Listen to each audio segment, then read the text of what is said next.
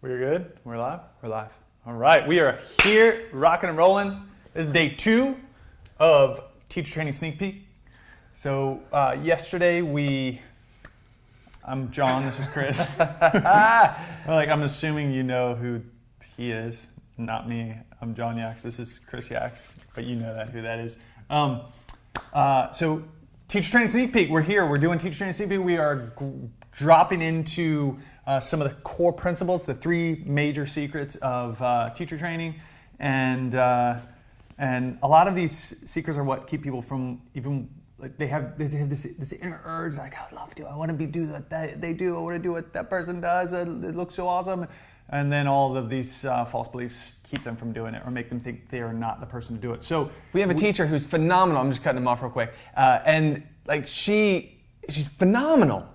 And when she went through teacher training, she said, she had wanted to do it for years. And she's like, I just knew it was inside. And she made all these excuses about why it wasn't the right time and how she needed to prepare and how maybe her voice wasn't ready and all this stuff that was literally just like what John talked about, just these beliefs that are just false. They're just literally lies that we tell ourselves to keep us from stepping into that new phase, that thing that you love, that you want to do, that new passion that you found that you want to share. It's just like we lie to ourselves about it. And so that's why we wanted to approach this teacher training sneak peek in this way, because it's really important that we just address it. Because if those are the things that are keeping you back, man, we want to help you overcome that and move through it so that you can do the thing that you feel called to do. Yeah. So yesterday we covered so if you didn't see yesterday's training, you got to go back and see yesterday's training. It was good. I mean, I'm a little biased, but it was good.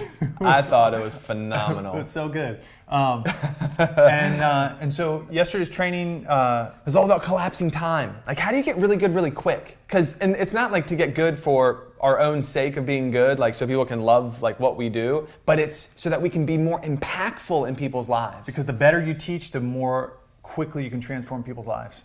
I throw that word out, transform. What does that mean? That means radically change how they feel about themselves.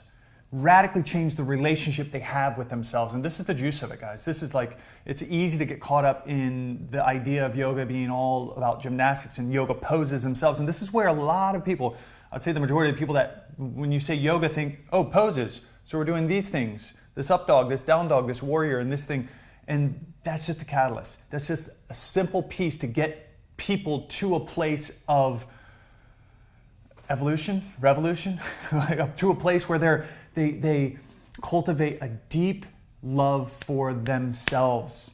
And this is what's lacking in everybody, right? This lack of understanding, this lack of true connection with themselves, which creates true connection with other people, which creates true connection with your life purpose. It's the catalyst for it all. So what we're saying is that we can get really good really fast. And again, really good at teaching means I can help people wake up really quick. Right? I can help people get to a different level in their lives. Whether it's even just getting up in the morning, not having low back pain. That's revolutionary for people. Someone that wakes up every morning and has low back pain. Huge, right? It changes their entire life. And that a lot of times is just the first step. And as they practice more and more, they start to wake up here, and life gets really, really good, really fast. So that was yesterday. Yeah, so every time we start a teacher training, one of the very first questions we ask is, how many of you right now feel like, as far as your practice, your physical practice is concerned, you're not ready to be here?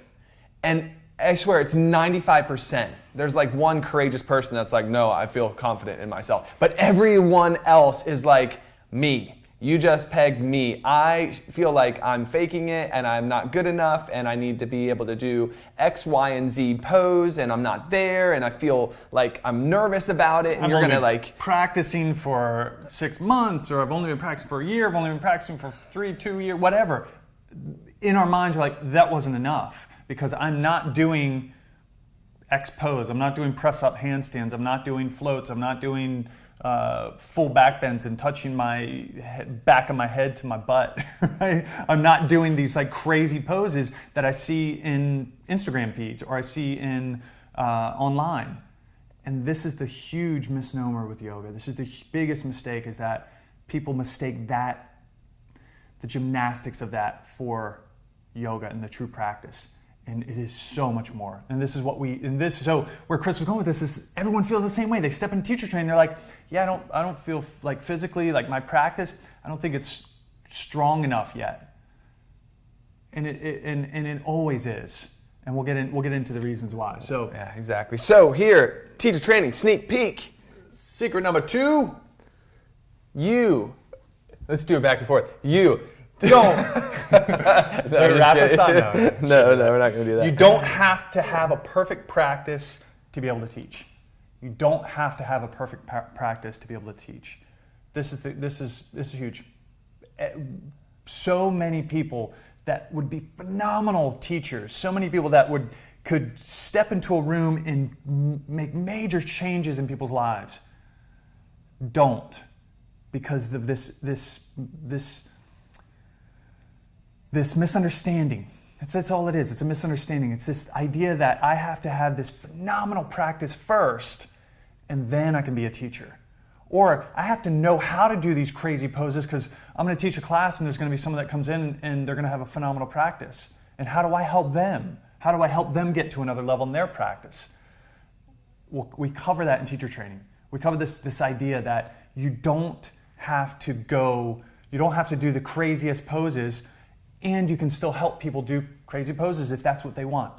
But the deeper understanding is what we just said before. The deeper understanding of this, guys, is that the practice is not about going crazy with gymnastics. It's not about doing the craziest poses. We'll get deeper into that in just a little bit. Yeah, so it's the very thing that keeps people, that may have kept you, so good, that may have kept you from starting yoga in the beginning. This feeling that like you weren't like physically capable enough, whether it's I wasn't flexible enough, I wasn't strong enough. Over the 20 plus years we've been teaching, so many people have been like, yeah, I feel like I need to like work out before I'm able to go do yoga. I feel like I need to like go stretch before I'm able to do yoga because like I'm not flexible enough to do yoga. And it's one of those like weird beliefs that like the very thing that yoga is designed to do as far as the physical is concerned is what yoga's gonna give you. Like to try to like prep for it before you get in just doesn't make any sense. Like if you're thirsty, you don't prepare to drink water, you just drink water. Right? If you're inflexible, you're tight, you're stressed, you don't need to prepare to do yoga, you just go and do yoga. If you want to do a teacher training, like the preparation of doing yoga is just to be on your mat and practice, regardless of what your physical capability is. And because the first thing is that our job as teachers is to get you there, wherever that is. So we're not saying the physical, we're not discounting it completely, because it is important that you've had the experience as a teacher of being on your mat consistently. So that you can speak from a place of experience when your students talk to you about the struggles of what they're dealing with as a beginning student, the tightness that they feel, the potential aches that they have, so that you can speak from a place of experience to help them. But it gets what happens is the mind then twists that into, I need to be able to do advanced poses. I need to be able to like press up into a handstand to be able to speak from experience to get people there. And there's a point at which your practice has gotten so like it's advanced enough so that you're at like the upper like 3/4 of the people. Like you're in the 75th percentile of anybody who will ever come into yoga. Like they're not looking for gymnastics, they're looking for physical relief of inflexibility, of pain and aches and bodies, of relief of the injuries that have been plaguing them for years. They're looking for relief of stress.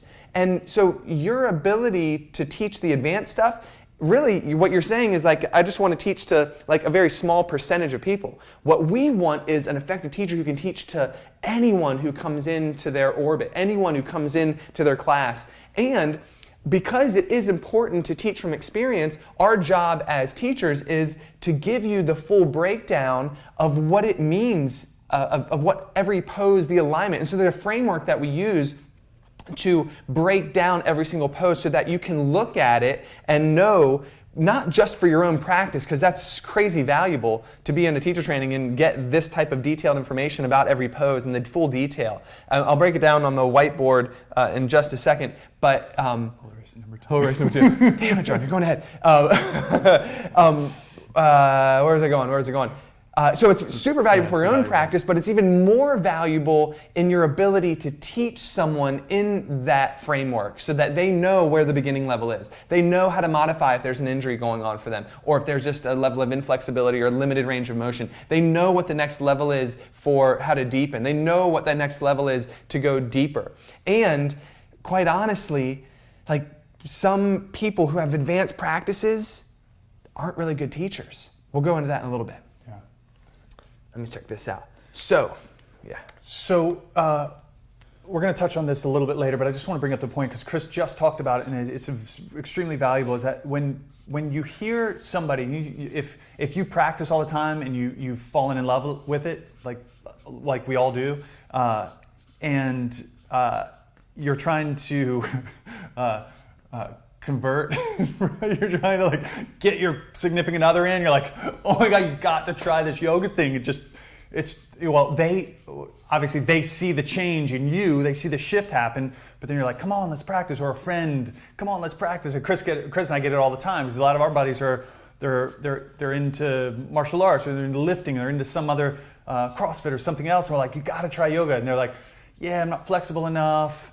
I don't know if I want to do it. But what they're really saying, this is what they're really saying is, when they say I'm not flexible enough, is I don't want to go into a room with a bunch of flexible people that know what they're doing and be that one person that's awkward, that everyone looks at like, oh, he or she, oh yeah, that's the new person. Because what they're saying is it's not about really being inflexible, it's about not looking like you belong. And we all want to belong. So the same exact belief happens with teaching. Is that, well, what if I walk into a room and all of these people expect me to have this high level practice, and I'm like, okay, I got to teach a handstand, but I don't know how to do a handstand. How do I teach a handstand to people if I've never done a handstand? What's going to happen? Oh, everyone's going to look at me and like, oh, I'm a bad teacher, and then never mind, I won't ever be a teacher. I'm not going to do teacher. It's the same idea, right? It's this idea that we're not good enough. We're going to jump into a little bit later as another piece of it. We're just so excited to go there. We're like, I got to talk about it. But this is it, guys. This is it. It's all mindset. So much of it's just mindset. So I'll back up a little bit. We'll jump back into this.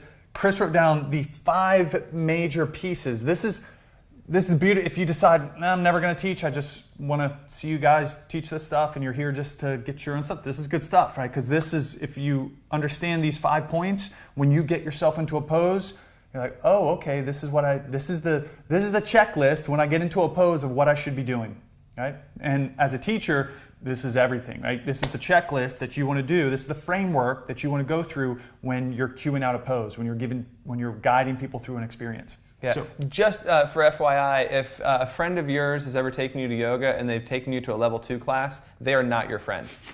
Just want to throw that out there. We get people who are like, he's never been to yoga before in his life. He hasn't even heard the word yoga, and he's coming to a level 2 class. What we call the big girl class. Mm-hmm. Man, not a friend. Mm-hmm. Maybe not. Okay, so anyway, back to what we're talking about. So every pose is broken down in 5 ways. The basic body position. So what does that mean? Basic body position is like, okay, if John is in let's see half of you, like a chair, yeah, let's do a warrior 2. You're not gonna be able to see his legs, but like you gotta know where the legs are going. You gotta know what the arms are doing. How's the upper torso position? What are the feet positioning? Like it's just it's the basic body position. Every single pose has a basic body position, and that's where we start. This is what people need to know to be able to get into the pose. Now, next level is, well, how do you modify the pose? Meaning, how do you make it easier? If I'm new, I want to know how to modify. Or maybe I'm not new, but I'm nursing an injury, like with a hip or a knee, and I need to know how can I practice in a way that I'm not going to like exacerbate the injury. Because yoga can be really helpful in healing if we know how to modify. And so that's the next level. Like in Warrior 2, it's don't bend as much into the knees. When I was in my mid-20s, I sprained my left ankle. Like there was like a softball size, looked like there was a softball inside my ankle, and I still practiced on it. Like I had to rest a little bit, I had to put ice on it, but my Warrior 2, my feet were probably, no joke, like this is my Warrior 2, they were probably about 2 feet apart because any lateral pressure on that back foot would cause pain. But I could still practice knowing that if I bring my feet closer together, it elevates the hips, takes the pressure off the knees, the hips, and the ankles, good to go. So that's how to modify. How do you make it easier whether you're injured or whether you're just new. The next piece is how to deepen. And so as we practice more and more, our body becomes more open, and we need to know how to move towards a deeper expression. Right? How do I deepen? So if it's Warrior 2, we're just simply lowering the hips, making sure that knee stays over the ankle, and if we go lower and it starts to travel over the toes, let's spread the, excuse me, if you watch the video training, you know we were martial artists, so like he hits me, I'm like, what? Just kidding, we're super love, peace, happiness yoga. We spread the feet out wider so alignment stays there, but it's how do I deepen the pose, right? The next one is the deepest expression. So as I'm deepening, or as a teacher, I'm cueing people how to deepen the pose, I'm going to talk about what the deepest expression is for those who want to go there. Right? So for those who can, who those want to, or have practiced long enough that their body's open or strong enough to get to the deepest expression. So I want to throw it out. And then for newer students who aren't, they have a sense of, oh, this is where I'll be going, right? This is the path. And the last piece is how to exit. How do I get out of this thing? Right? If I'm in a pose, whatever the pose is, how do I get out? If it's a flow class, sometimes the exit will be into another pose, so there'll be transition. If it's a stability class, the exit will be the reverse of how you got into it. But as a teacher, we want to teach how do I exit? And as a student, we want to know, all right, how do I get myself out of this thing? And so that is the 5 steps to teaching a pose, the 5 steps to moving through a pose. Right? Basic body position, how do I modify? If there is modification, how do I deepen? What is the deepest expression? And how do I exit? How do I get out of it? So number 2, and why the whole idea that you need to have a perfect practice before you become a teacher is completely ridiculous, is your students, they don't need to start where you are, they need to start where they are. I'll break that down. So your students, you can take it if you want, John. Don't need to start where you are, they need to start where they are. There was, so if you saw the movie Catch Me If You Can, the movie was about Frank, help me with his last name. Abagnale. Abagnale. I think I ask Chris that every single time. Abagnale. Frank Abagnale. And he was he was basically just out of high school, right? He dropped out of high school, I think. Something like that. He was young.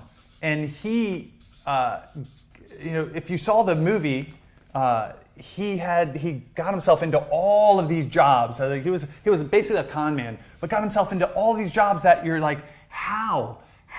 Like, so for instance, when the FBI caught him and they were asking the exact same question, like, Frank, how did you do this? Like, you were a con man, you did this, and like he was an airline pilot. I don't think he ever flew planes, but he was puddle jumping. He was jumping on planes, going all over the place. One of the biggies was he did a whole semester as a professor at a university.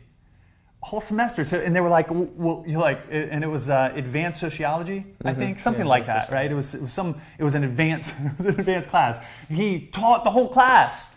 Had students sitting in front of him. He's teaching the class, guys.